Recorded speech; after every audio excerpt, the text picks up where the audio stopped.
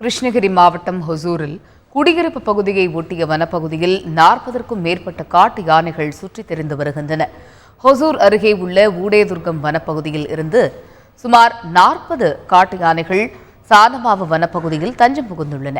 இதனால் சானமாவு, பீர்ஜே பள்ளி, பெனிக்கல், கொம்பேப்பள்ளி, செட்டிப்பள்ளி உள்ளிட்ட கிராம மக்களை பாதுகாப்பாக இருக்கும்படி வனத்துறையினர் எச்சரித்துள்ளனர்.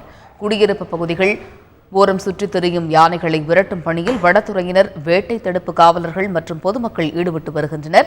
அனைத்து யானைகளையும் கர்நாடக வனப்பகுதிக்கு விரட்டி அடிக்க வேண்டும் என கிராம மக்கள் கோரிக்கை விடுத்துள்ளனர். ஊடேதுர்கத்திலிருந்து காலையில் ஒரு 45 யானை வந்திருக்குது. சேனமா காட்டுக்கு வந்திருக்குது. இதுக்கு ஃபாரஸ்ட்காரெல்லாம் காலையில் வந்தாங்க. மழைனால திறத்துனாங்க, போகல அதனால இப்போ திறத்துலன்னா இந்த பவுடர் பள்ளம் போய் நெல், ஆரியம், தக்காளி, பீன்ஸு எல்லாமே நாஸ்தி பண்ணிடணும். வருஷமாக வந்து இதே தொல்லை கொடுக்குது.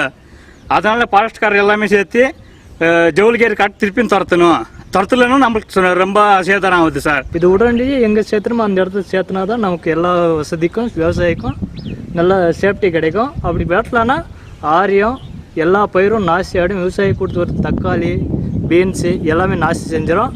அதனால இது விரட்டணும்னு சொல்லி நாங்கள் பொதுமக்கள் சார்பாக நல்லா கேட்டுக்கிறோம்.